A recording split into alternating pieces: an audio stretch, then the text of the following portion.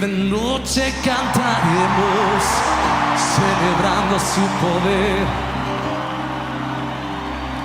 con alegría de corazón. Como el que va con la flauta al monte del Señor, celebraremos su poder.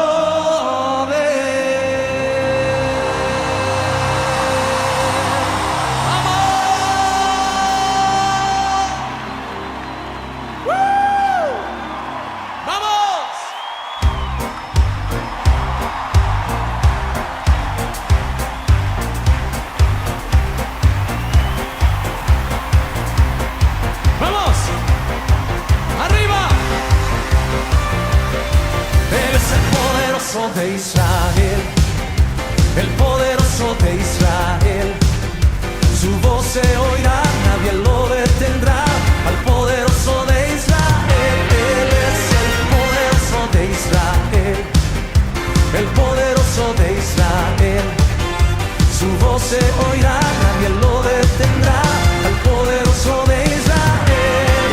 Y de noche cantaremos celebrando su poder, con la alegría del corazón, como el que va con la flauta al monte del Señor, celebraremos su poder. Él es el poderoso de Israel, el poderoso de Israel, su voz se oirá, nadie lo detendrá, al poderoso de Israel. Y los ojos de los ciegos se abrirán, ellos verán, los oídos de los sordos oirán, el cojo saltará, con el arpa danzará, la lengua de los mudos cantará. ¡Oh!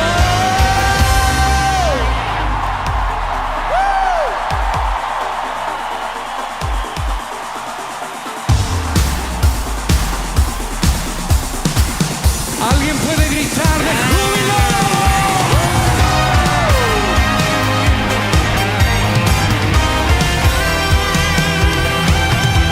Una canción que cantamos en toda Latinoamérica. Dice así.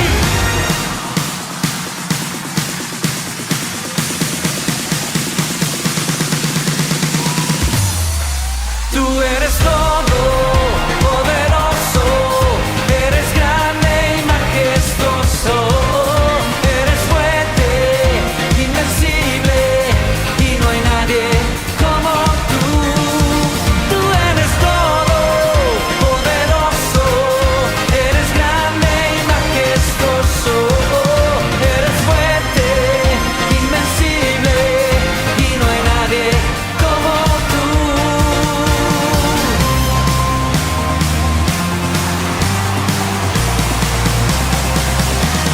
¿Cuántos tienen un Dios todopoderoso?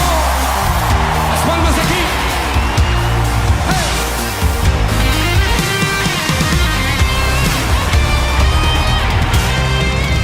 ¿Alguien puede usar sus pies? ¡Arriba!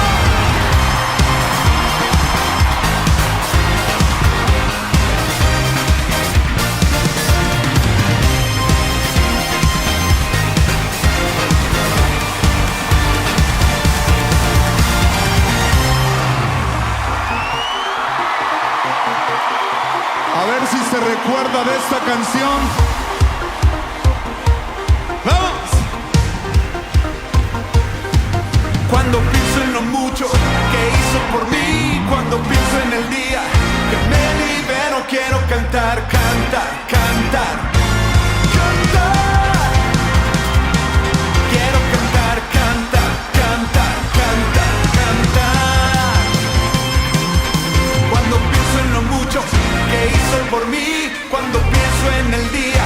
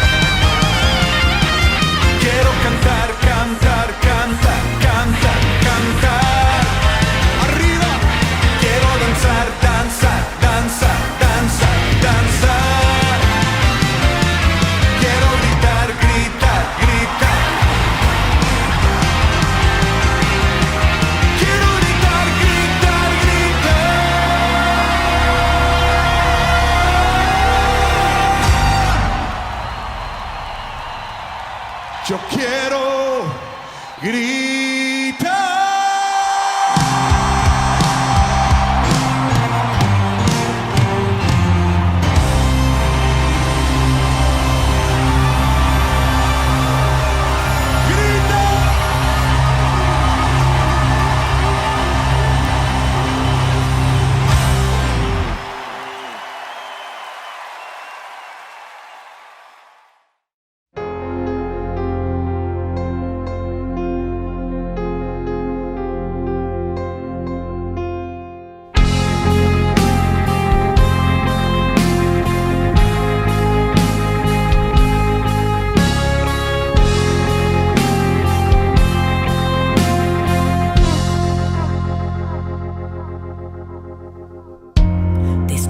Pasando por el fuego para que te acerques a mí.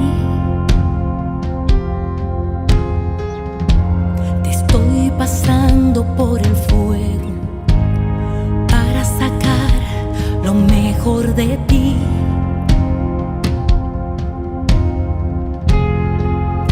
El proceso ha sido fuerte, pero no vas a morir, porque en medio del proceso sacaré lo mejor de ti.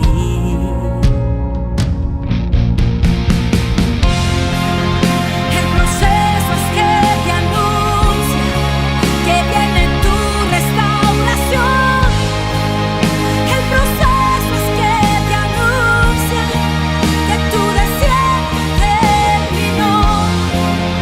El proceso es que te acerca a donde está mi habitación. Si estás siendo procesado, debes darme gloria.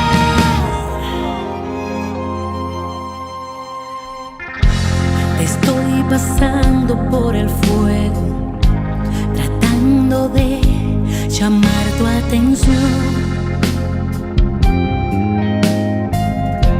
Te estoy pasando por el fuego para sanar tu corazón.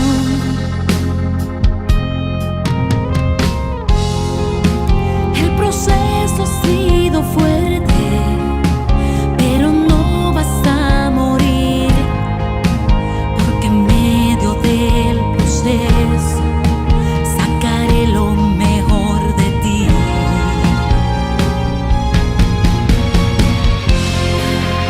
El proceso es que te anuncia que viene tu restauración. El proceso es que te anuncia que tu desierto terminó. El proceso es que te acerca a donde está mi habitación.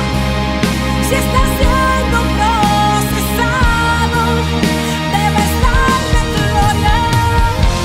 En el desierto es que se adora, es donde puedes ver mi gloria. En el desierto es que yo envío columna de nube y columna de fuego. En el desierto es que hago fiesta, es que celebro con mis hijos. Si estás siendo procesado, es cuando más cerca estoy de ti.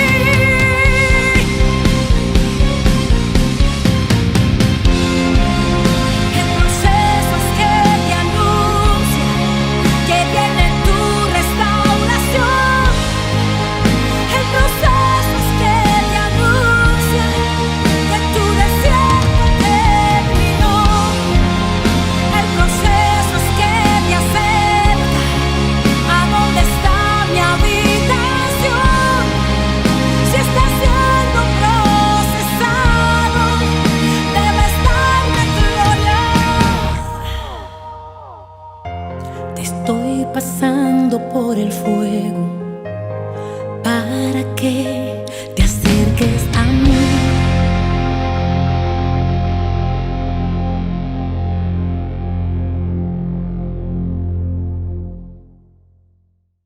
Buenos días, amados hermanos. Dios les esté bendiciendo grandemente en este nuevo domingo, primer domingo del mes de octubre. Y para este mes seguimos con este hermoso tema y vamos a hablar de la transformación como un proceso. Ya hemos dicho que la transformación no se da de un día para otro. Eso tiene su tiempo y Dios trabaja en nosotros cada momento, cada día para mejorar nuestra vida y nuestra conducta. Hoy nos corresponde estudiar la segunda etapa. Ya hablamos de que la primera etapa es la etapa de la confrontación, donde la palabra nos muestra nuestra vida antigua con la vida nueva que debemos estar viviendo.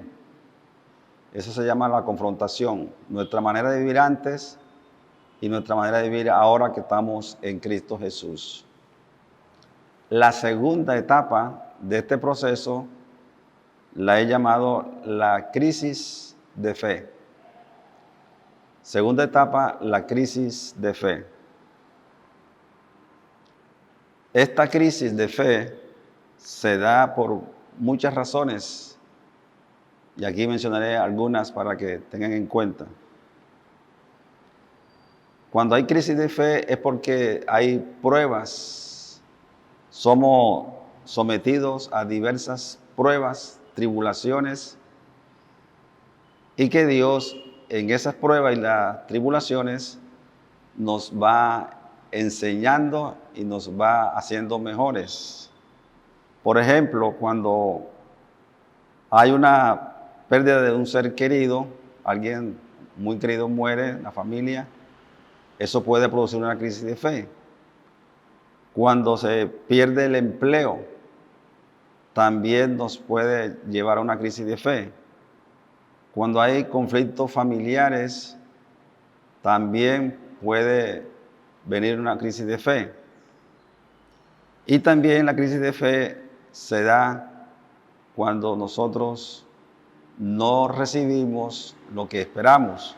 Eso nos lleva a una situación difícil en cuanto a la fe.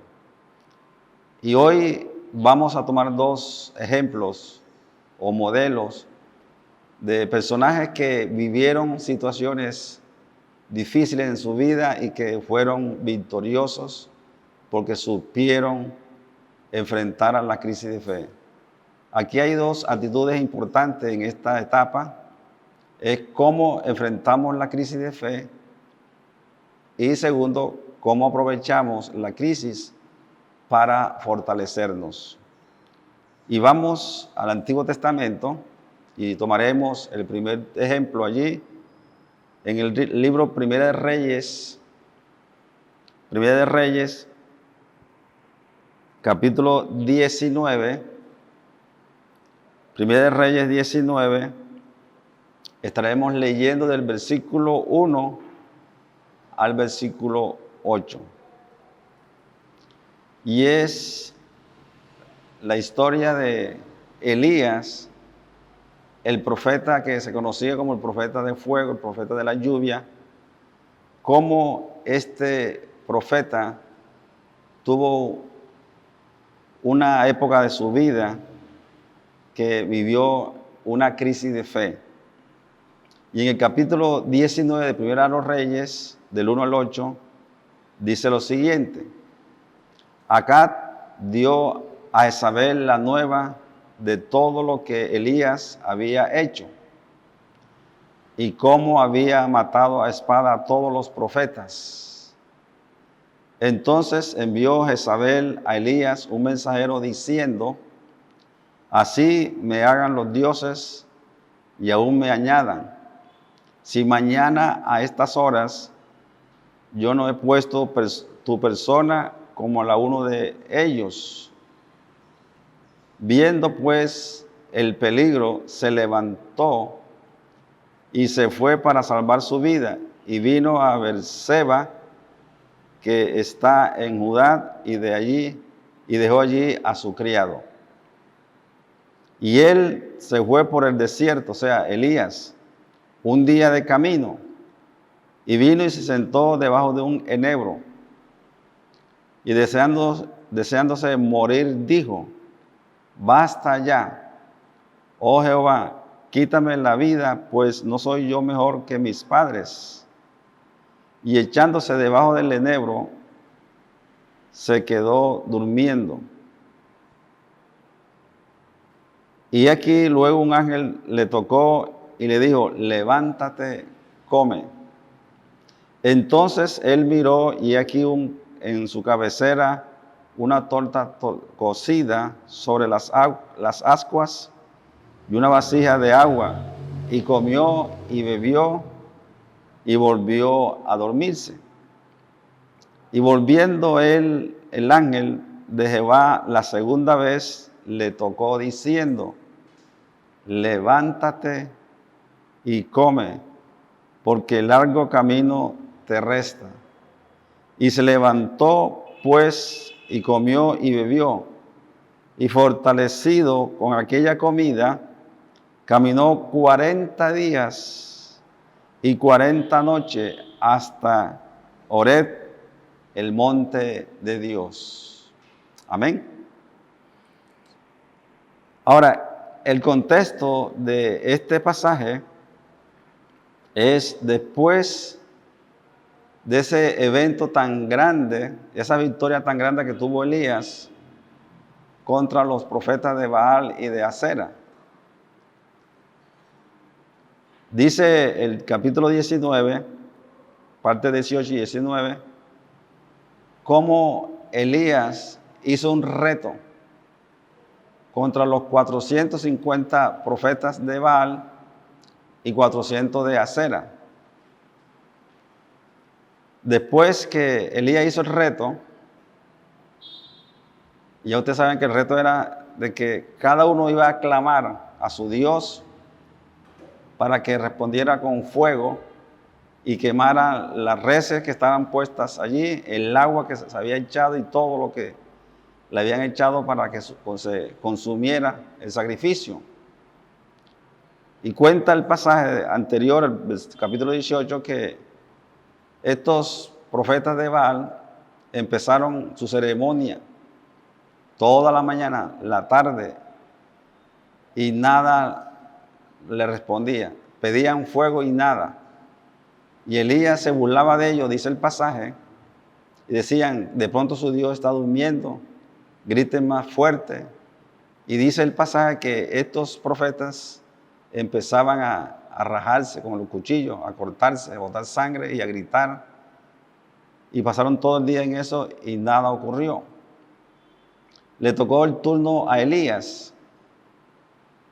Y él solamente hizo una corta oración donde le dijo: Señor, que hoy este pueblo se dé cuenta que el único Dios de Israel eres tú. Envía fuego y consume el sacrificio. Dice el pasaje que Dios envió fuego y consumió no solamente los animales que estaban allí, sino que todo el agua que habían echado en la zanja fueron consumidas por el fuego. Al ver esto, Elías dio orden a que atraparan los 450 profetas de Baal y a los 400 de Acera, y los llevaron a un arroyo y ahí los sacrificaron. Fueron degollados los 850 profetas falsos. Ese es el contexto de este pasaje, capítulo 19. Después que pasa este evento de victoria para Elías, donde Dios se proclama como el único Dios de Judá y de Israel, entonces Acab, que era el rey de Samaria, va y le da la nueva a su esposa, que era Jezabel. Le dice: Elías mató a todos tus profetas, los degolló en el arroyo. Enterada esta mujer, que era la esposa de Acab el rey, dice que mandó un mensajero a Elías que le dijera que así como Elías había hecho a sus profetas, ella lo iba a hacer el siguiente día. Y cuando Elías recibe la noticia que su vida estaba en peligro, dice que se levantó, el verso 3, se levantó y se fue para salvar su vida y llegó hasta Berseba de Judá y allí dejó su criado. ¿En qué o dónde consiste la crisis de fe de Elías? Después de tremendo éxito que tuvo, de tremendo milagro, de tremenda victoria, de haber vencido a los profetas de Baal que eran falsos, ahora está huyendo por la amenaza de una mujer. Parece contradictorio, pero así dice el pasaje, que Jezabel le manda a decir que lo iba también a matar así como él hizo con sus profetas. Y se fue, dice el verso 3 que se fue huyendo hasta llegar a Berseba. Después que llega a Judá y deja a su criado allí, dice que él se fue por el desierto. O sea, para que no lo encontraran, Elías se fue por el desierto, camino de un día. Y dice que se sentó debajo de un árbol llamado enebro.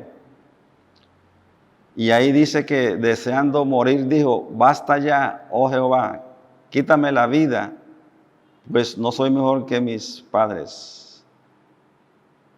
¿Hasta qué punto tenía Elías la crisis?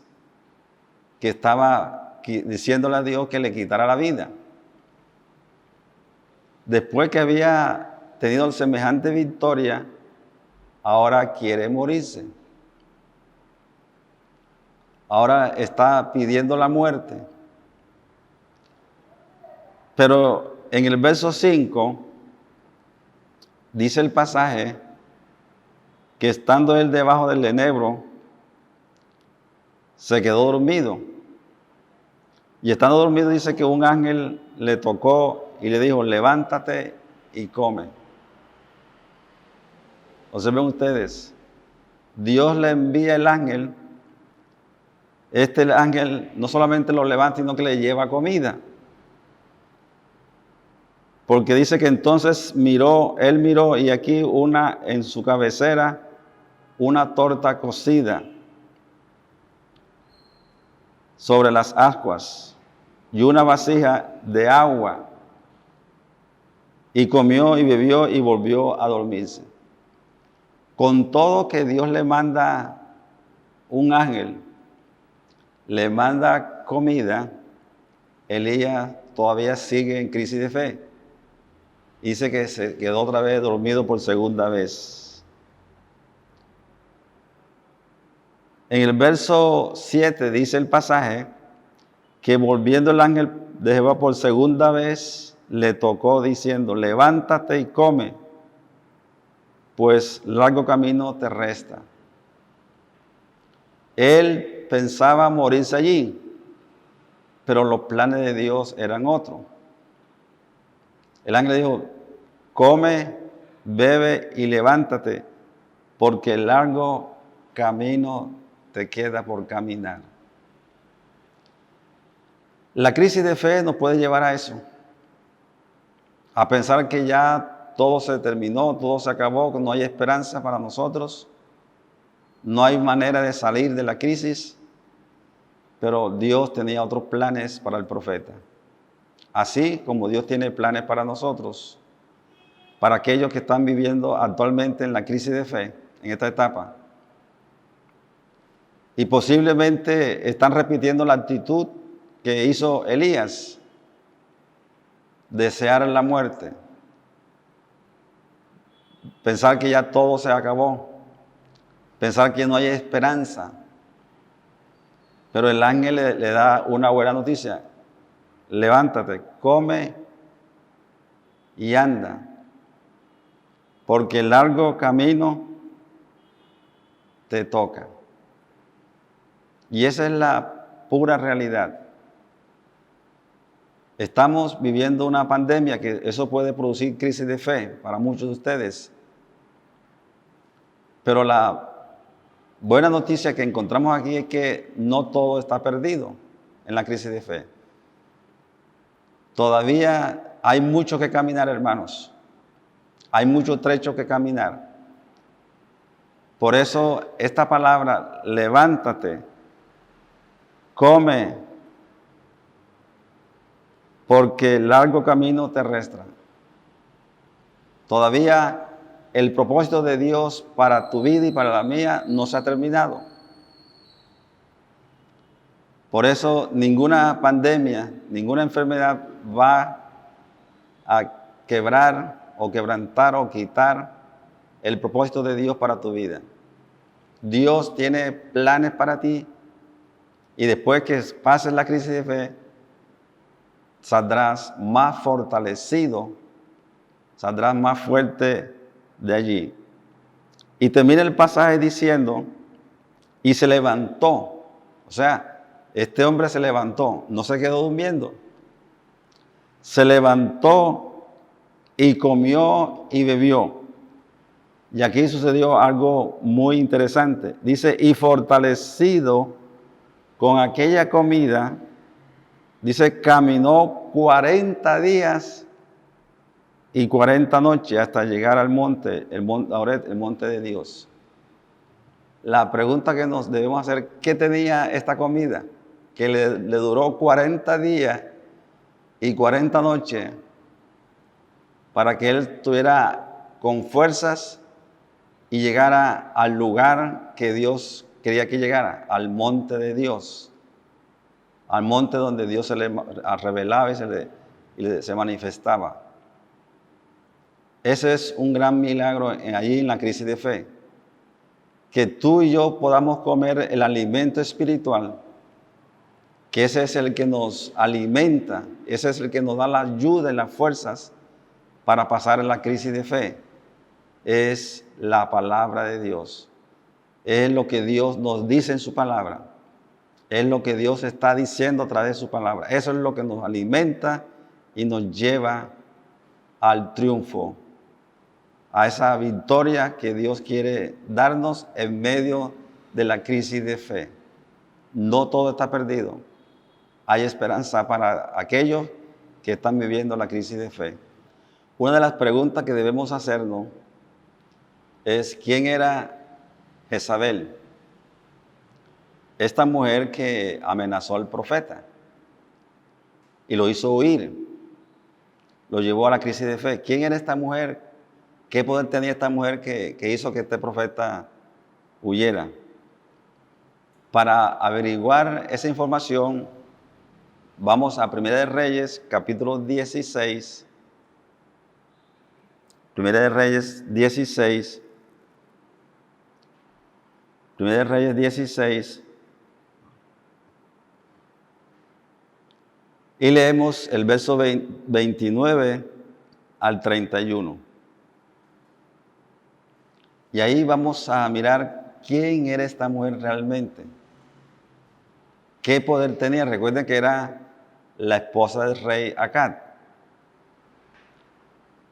En 1 de Reyes 16, 29 dice, comenzó a reinar Acab, hijo de Onri, sobre Israel el año 38 de Asa, rey de Judá. Y reinó Acab, hijo de Onri, sobre Israel en Samaria 22 años.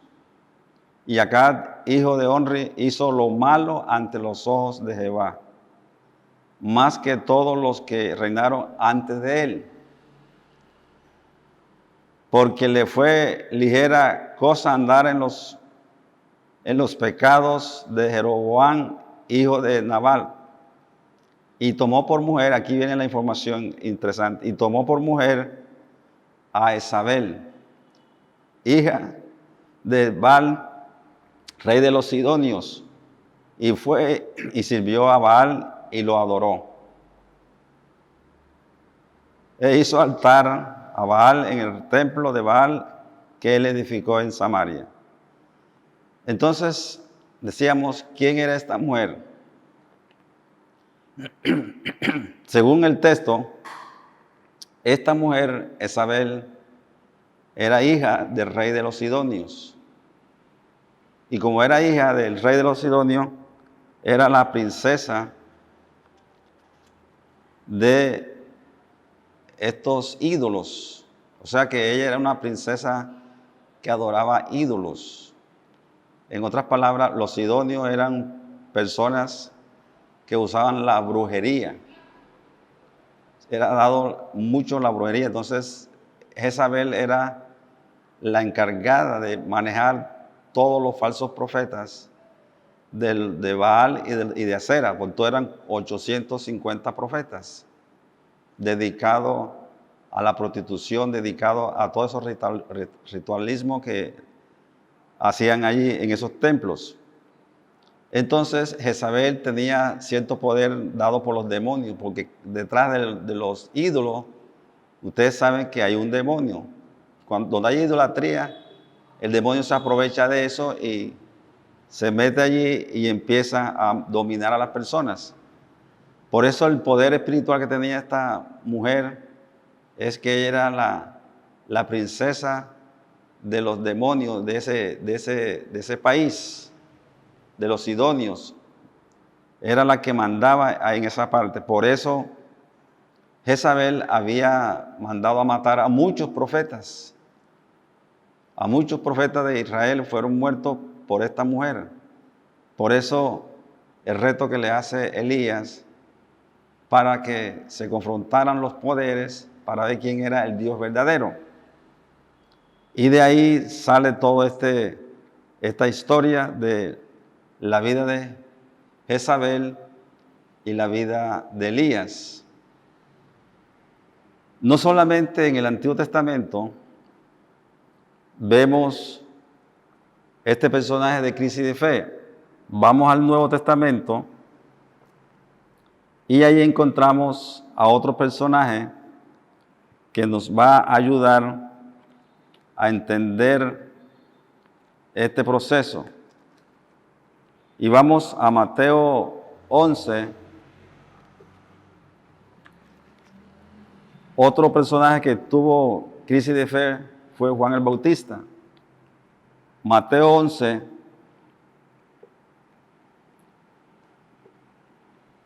Mateo 11. Leemos el versículo 2 al 5. Mateo 11, 2 al 5. Y ahí miramos cómo este personaje tuvo una crisis de fe, Juan el Bautista. Dice, al oír Juan en la cárcel los hechos de Cristo, le envió 2 de sus discípulos para preguntarle. Mire la pregunta que le hace Juan. Juan estaba preso.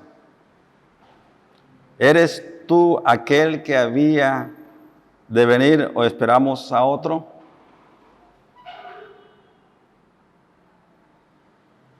Respondiendo Jesús le dijo, id y haced saber a Juan las cosas que oís y veis. Los ciegos ven, los cojos andan, los leprosos son limpiados, los sordos oyen, los muertos son resucitados, y a los pobres es anunciado el Evangelio. Ahora, la pregunta que debemos hacernos es, ¿cómo es que Juan a estas alturas manda averiguar y hacer esta pregunta, verdad? Sabiendo que Juan bautizó a Jesús y en el bautismo, ¿verdad? En Mateo 3, dice Juan que da testimonio de Jesús, que este es el Mesías, el que viene detrás de mí, que es mayor que yo. En el Evangelio de Juan dice, este es la luz que viene al mundo. Yo no le conocía, dice Juan, pero el que me dijo que lo conociera o le viera esta señal, ese era el Mesías. O sea, después que Juan testifica de que Jesús es el Mesías, de que Juan lo bautiza, además Juan era familia de Jesús. Ahora después que está preso, crisis de fe, está preso, está metido en la cárcel, le manda a preguntar, ¿eres tú aquel que había de venir o esperamos a otro? La pregunta parece que no tuviera sentido, ¿verdad? Pero esa es la crisis de fe. Así trabaja la crisis de fe. Después de tener un tiempo andando con Jesús, de bautizarlo, de conocerlo, de identificarse con Él, de predicar que Él era el Cordero de Dios, ahora Juan duda y le manda a preguntar, ¿eres tú el Mesías o esperamos a otro? Y posiblemente la crisis de fe te lleve también a pensar a ti, ¿acaso Dios es real? ¿Acaso Dios existe? ¿Por qué estoy pasando esta situación? ¿Por qué estoy viviendo lo que estoy viviendo? Esa es la crisis de fe. Pero Jesús le manda a decir a los discípulos que le fueron a preguntarle, le dice, vayan y díganle a Juan las cosas que ustedes ven. Y le da evidencia, los ciegos ven, los cojos andan, los leprosos son limpiados, los sordos oyen, los muertos son resucitados y a los pobres es anunciado el evangelio. Jesús no le dice a los discípulos, yo soy, sino que le da evidencia de que las cosas que Jesús hizo le daban la garantía de que Él era el Mesías, de que Él era el verdadero, es el verdadero, que no esperara a otro, que Él era el Mesías. Así que es posible que tú también estés por la situación que estás viviendo, estés pasando la crisis de fe. En el caso de Elías fue amenazado de muerte. En el caso de Juan el Bautista estaba en la cárcel, encarcelado por predicar el evangelio.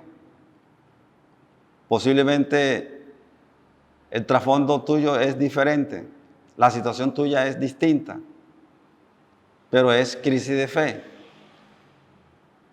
Es crisis de fe.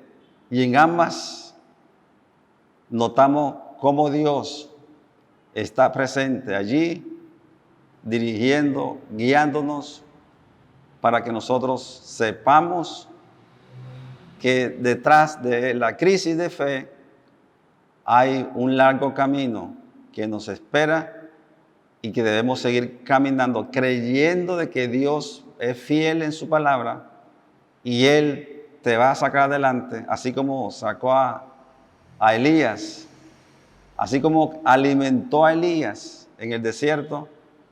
Dios te puede alimentar a ti. Si no tienes empleo, Él no te va a dejar morir de hambre, porque Él tiene su manera, su forma de alimentarte. Es importante que no desconfíes en lo que estás viviendo. Eso que estás viviendo es para que tú salgas más fortalecido allí. En el caso de Elías, dice que él salió, caminó 40 días y 40 noches después que se fortaleció, y el ministerio de Elías siguió adelante, porque confió en que Dios estaba con él y que Dios lo iba a fortalecer.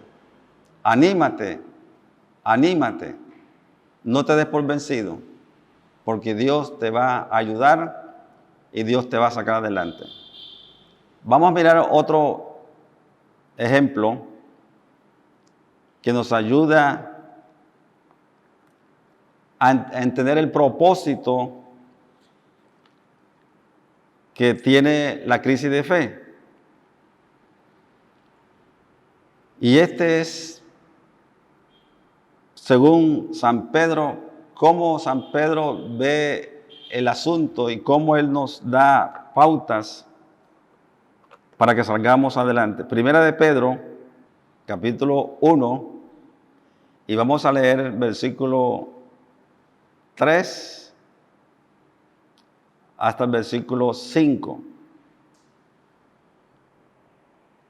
Y vamos a mirar cómo Pedro nos da un panorama muy importante, interesante de este pasaje. Dice Pedro, bendito el Dios y Padre de nuestro Señor Jesucristo, que según su gran misericordia nos hizo renacer para una esperanza viva por la resurrección de Jesucristo de los muertos, para una herencia incorruptible, incontaminada e inmarcesible, reservada en los cielos para vosotros.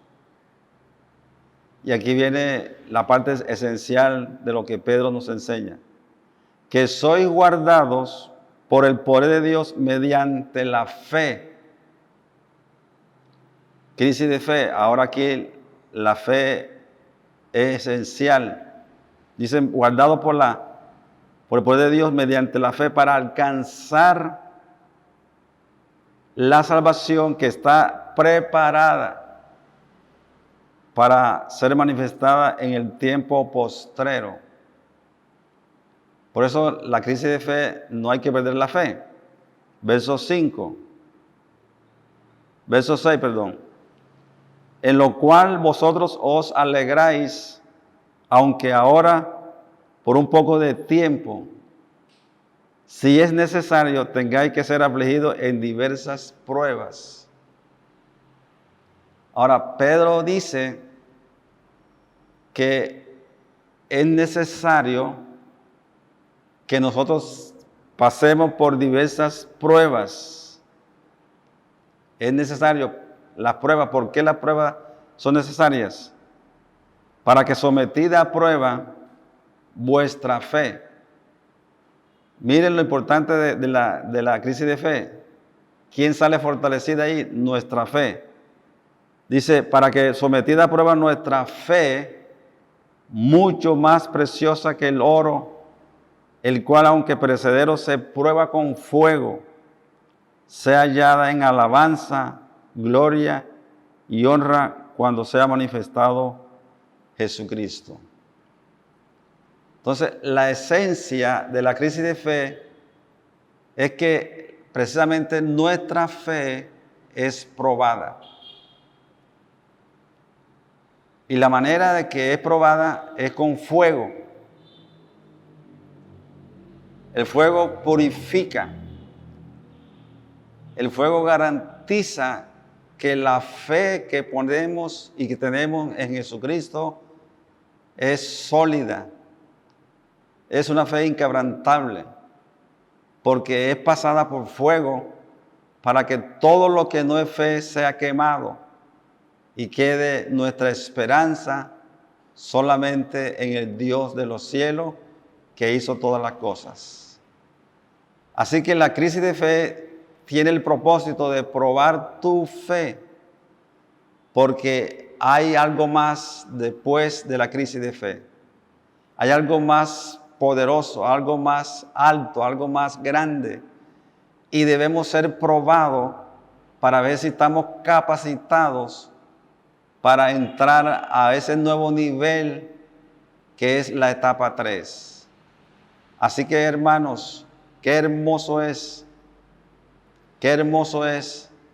ser probado nuestra fe. Y la manera en que Dios prueba nuestra fe es a través de las pruebas y dificultades, y hay que salir delante para que así nuestra fe sea probada. Hay otro ejemplo que vamos a mirar y que nos va a ayudar a entender todo este proceso de la crisis de fe. Un salmo que todos conocen, el Salmo 23. Todos lo conocemos, todos lo leemos, pero ahí en este Salmo 23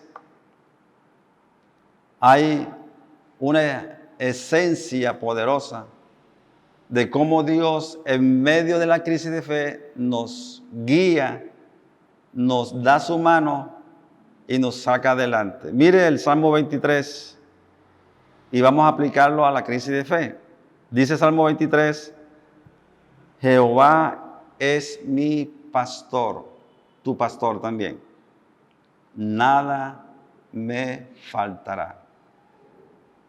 En lugares de delicados pastos me hará descansar.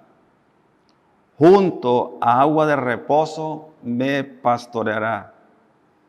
Confortará mi alma.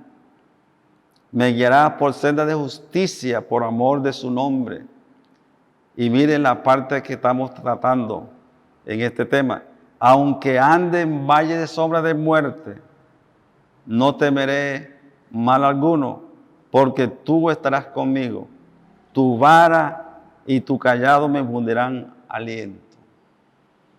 Elías estuvo pidiendo la muerte, pero no sabía que Dios, en medio de la crisis, Él estaba allí. Y el salmista dice, aunque ande en valle de sombra de muerte, muchas veces la crisis de fe nos lleva a eso, a querer la muerte, a desear nuestra muerte. Pero dice el salmista, aunque ande en esa situación, en esa crisis, dice él, no temeré mal alguno, porque tú estarás conmigo. Dios estará con nosotros, hermanos. Dice, tu vara y tu cayado me infundirán aliento. Dios no te dejará solo en la crisis de fe. Dios te va a restaurar. Dios te va a levantar. Porque el largo camino te toca todavía que caminar. En la vida que tenemos, en el ministerio que Dios te ha dado, en el llamado que Dios te ha hecho, largo camino nos toca.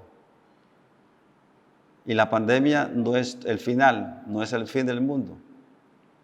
Todavía Dios sigue trabajando y Dios sigue el proceso que comenzó con nosotros, hacernos hombres y mujeres de fe, dispuestos a salir de la crisis de fe, porque hay algo mejor más adelante, hay algo mayor que nos espera allá adelante. Yo quiero en esta mañana, en este domingo, orar por todos los que están pasando crisis de fe, por todos aquellos que de una manera u otra están viviendo crisis económica, crisis de salud, crisis de relaciones. Cualquier crisis que estés viviendo, en esta mañana yo quiero orar por ti. No todo está perdido. Todavía te toca largo camino. Si puedes ponerte de pie ahí en tu casa, ponte de pie. Yo me uno a tu oración ahora delante de Dios para pedirle que te saque de la crisis de fe en que estás, porque todavía te toca mucho que caminar. Padre, en el nombre de Jesús, en esta mañana te presento a todos mis hermanos y aún aquellos que se conectan de otras iglesias a través de este medio, Señor, que están pasando por crisis de fe, que están viviendo dificultades, que su fe está siendo probada. Yo te suplico en el nombre de Jesús y me uno con ellos para que tú tomes esas cargas, tome esa crisis que están viviendo, Señor, y le des respuesta, le des fortaleza, que ellos puedan seguir confiando en ti, que salgan fortalecidos, porque todavía les toca largo camino para caminar. Bendíceles, guárdales, levántalos y dale nuevas fuerzas, nuevos ánimos para que salgan victoriosos. En el nombre de Jesús. Amén. Dios te bendiga y recuerda que hay algo más alto, más grande después de la crisis de fe. Dios te bendiga. Amados, quiero recordarles que hoy tenemos la Santa Cena. Tan pronto pase este video, nos vamos a ver por Meet para que todos estemos preparados para la Santa Cena. Dios les bendiga.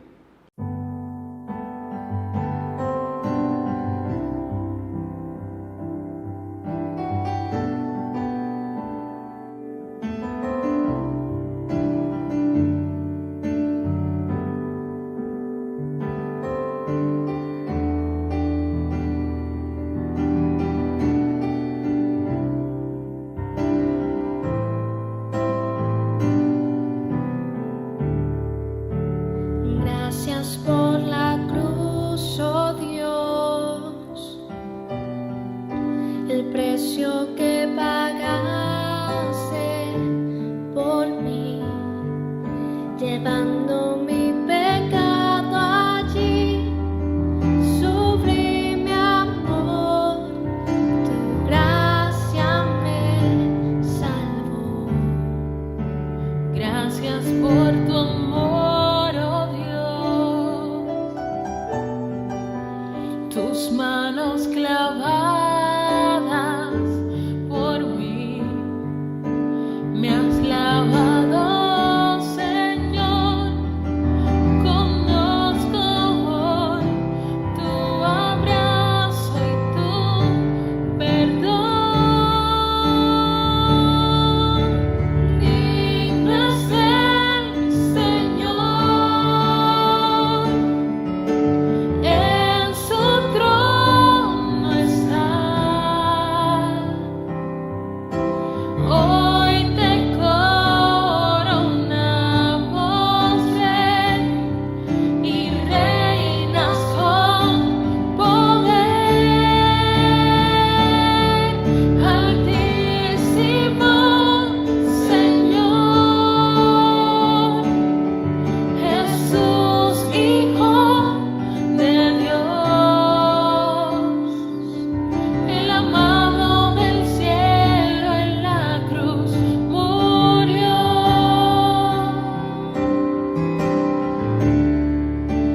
Digno es el Señor,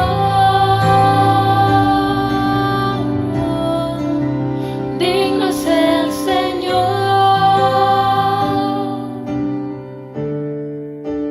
Gracias por la cruz, oh Dios,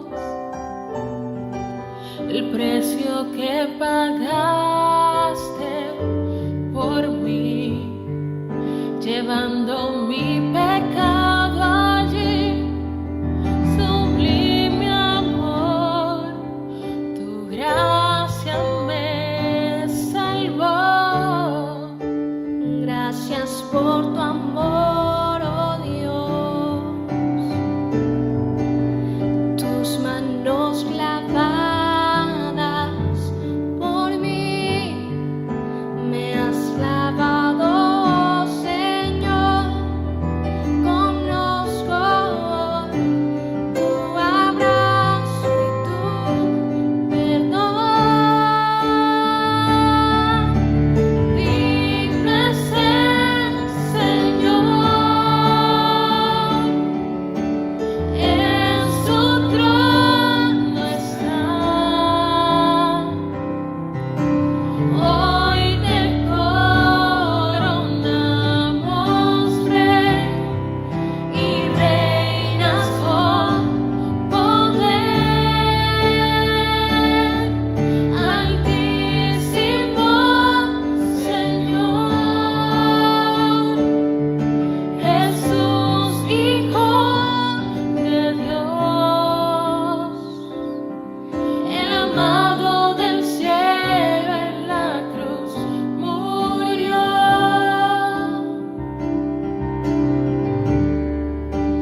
Digno es el Señor, digno es el Señor, digno es el Señor,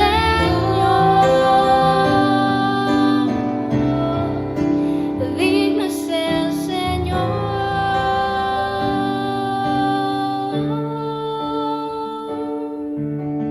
Señor, estamos delante de ti, rindiéndote suprema alabanza porque eres digno de ella.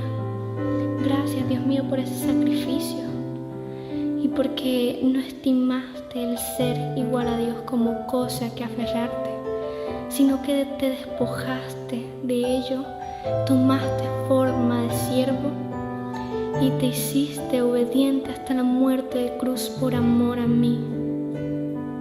Gracias, mi Dios, porque ese amor es invaluable, inagotable e incomparable. Mi vida es tuya, Señor. A ti me rindo, Jesús.